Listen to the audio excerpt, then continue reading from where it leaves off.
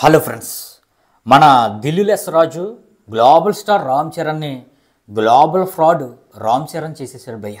మరి రామ్ చరణ్ని ఫ్రాడ్ అని నేనైతే అనట్లేదు భయ్య. యావత్ సినీ లోకమే ట్విట్టర్లో కోడైకొస్తుందన్నమాట.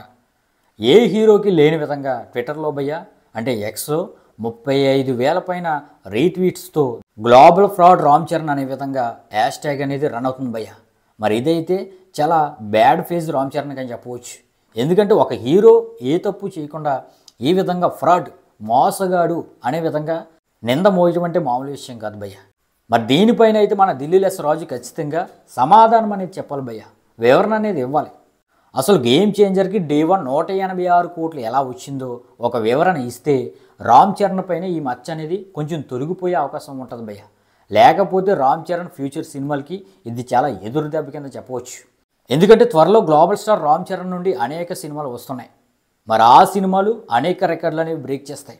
డే 1 కూడా అద్భుతంగా కలెక్షన్స్ రాబట్టే అవకాశం ఉంది. మరి అలాంటప్పుడు అవి జెన్యూన్గా ఆర్గానిక్గా కలెక్షన్స్ రాబట్టినా రామ్ చరణ్ యొక్క అప్కమింగ్ సినిమాలు ఎంత ఆర్గానిక్గా కలెక్షన్స్ రాబట్టినా ఫేక్ అనే ట్రెండ్ అయితే కొనసాగిస్తారు భయ్య.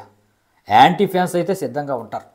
కాబట్టి దిల్లులెస్ రాజు వచ్చి అసలు గేమ్ చేంజర్కి 186 కోట్లు ఎలా వచ్చిందో, ఇది ఏమాత్రం రామ్ చరణ్కి సంబంధం లేకుండా మేము పోస్టర్ దించాం, లేదంటే కలెక్షన్స్ ఈ విధంగా వచ్చాయి అనే విధంగా ఒక క్లారిటీ ఇస్తే రామ్ చరణ్ ఫ్రాడ్ అనే హ్యాష్ ట్యాగ్ అనేది తొలగిపోయే అవకాశం అయితే ఉంది భయ్య.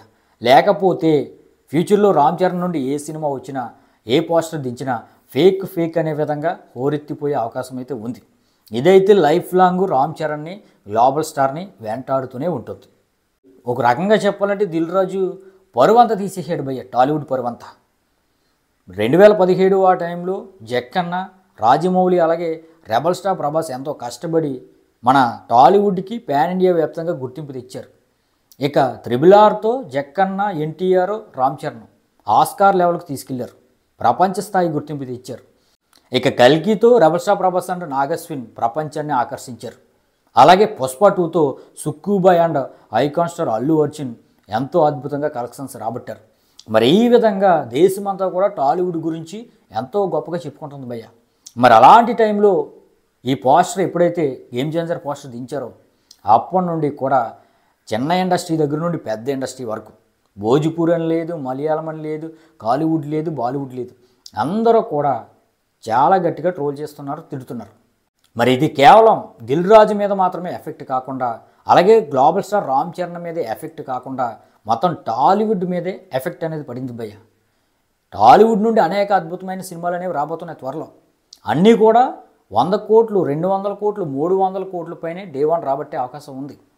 గట్టిగా చెప్పాలంటే డే 1 400, 500 కోట్లు రాబట్టగలిగే సినిమాలు కూడా రాబోతున్నాయి టాలీవుడ్ నుండి.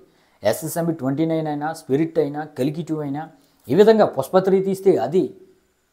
అలాంటప్పుడు ఆ పోస్టర్లను కూడా ఫేక్ అని ఈ విధంగా టాలీవుడ్ అంటే ఫేక్ పోస్టర్లు దింపుతారనే విధంగా ట్రెండ్ చేసి ట్రోల్ చేసే స్థితి అయితే మనకైతే వస్తుంది.